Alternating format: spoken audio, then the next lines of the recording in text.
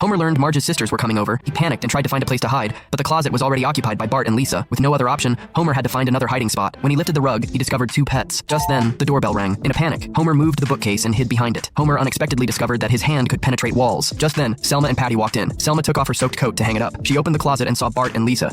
May I take your coat, Aunt Selma? I would also like to take your coat. They had brought seashells for the Simpsons to help clean and sort. When Selma approached the closet to grab a screwdriver, Homer grew extremely nervous, so he decided to risk stepping through the wall. There, he transformed into a 3D character. So this is a 3D world filled with coordinates and anchor points. Even his belly could flow like liquid. People in the living room could hear Homer's voice, but they had no idea where he was. Suddenly, a cone-shaped object hit his butt. Angry, Homer threw it away, but it hit the ground and created a hole. Neighbors came to the Simpsons' house looking for Homer. Professor Frink quickly deduced Homer was trapped in the 3D world, but he didn't know how to rescue him. So the sheriff took out his gun and fired several shots at the entrance, but the hole grew larger and larger, sucking the bullets right in. Homer peered curiously inside, nearly getting his head sucked in. Then, the entire ground began to collapse. Homer's cries for help grew louder and louder. So Bart tied a rope around himself and, ignoring his family's protests, rushed in.